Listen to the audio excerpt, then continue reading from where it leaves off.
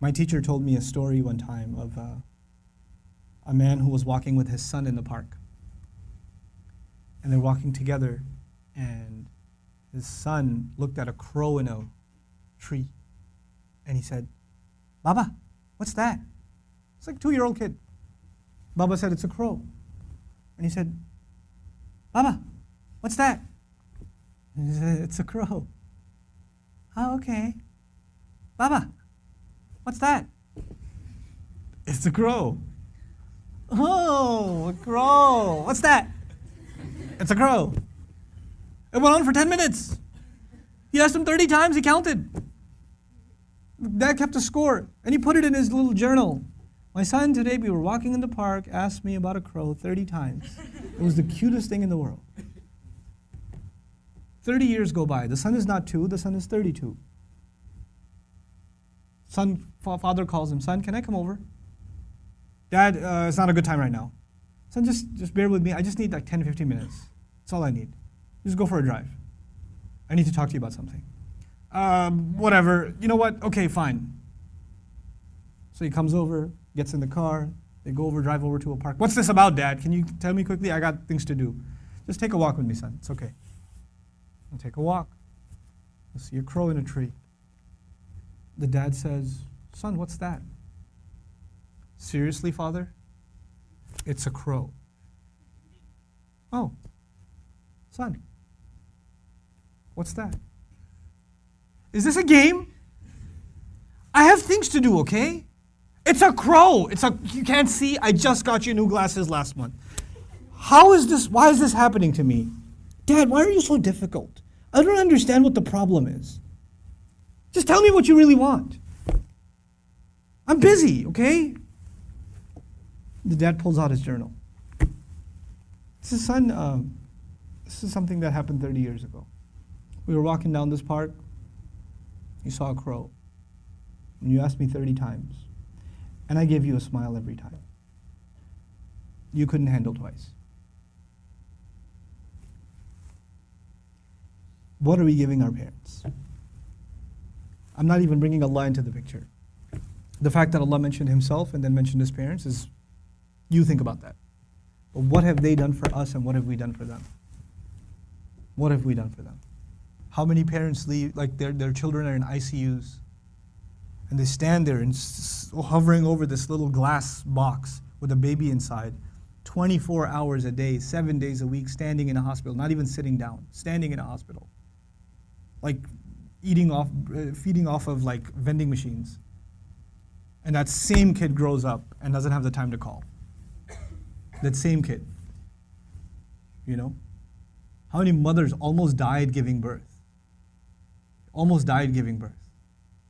And now it's so difficult to respond to her call. Or to just give her just a couple of minutes a day. Just let her feel a little important. You know how unfair that is, that you were the most important thing to them and they are so insignificant to you? How unfair that is? You know? They carry that pain with them every day, that I am nothing to my children. I mean nothing to them, worthless to them. You know, they have no time for me. When something is worth something to you, it gets your time. Most of you at this age, you want to just get away from your parents. You just want to be with your friends. You want to be on your own. You just don't want to be with your parents. You know? That's, you develop this crooked habit now, and it will only get worse over time. Our parents have very, very, very strong emotions. They're very protective of us.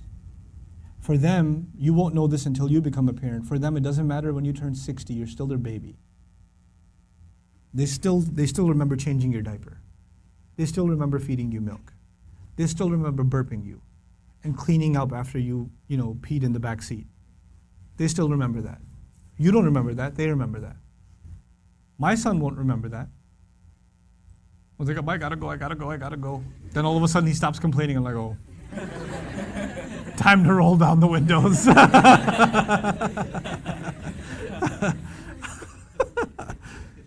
You know. Then he starts talking about what toy are we gonna get for Eid. I'm like, oh, okay. This has not been a good day for the car. But when he's graduating college and when one day he's getting married and one day he has his own, he's not going to remember that.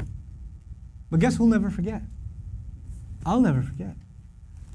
I'll never forget carrying him into a bathroom, cleaning him up, changing his clothes. Abba, put the Spider-Man pajamas on. He won't remember any of that. I will. And that same kid, when he's talking back to me one day, when he's telling me, Dad, I just don't understand you, okay? I don't have time right now. When he does, it's going to hurt, man. It's going to hurt. That's what you do to your parents. That's what I do to my parents. They were our life.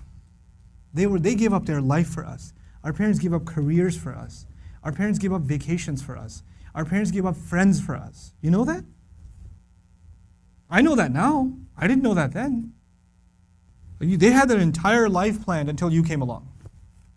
And then you became their plan. You became everything. And you have the nerve. One thing doesn't go your way. You hear one thing you don't want to hear. You snap back at them. It says, we're not even talking about Islam right now. We're just talking about decency, man, just decency. What have they done for you and what you give them back is so unfair. It is so unfair. My dad's so annoying, my mom's so this, they're always mad, they're never happy, they're this, they're that. What are you? What about you? I'm telling you, I can't say this enough times, if you don't earn your parents' du'as, nothing good will come of your life. Nothing good will come of your life if they're not happy with you. If you haven't done everything you can to make them happy.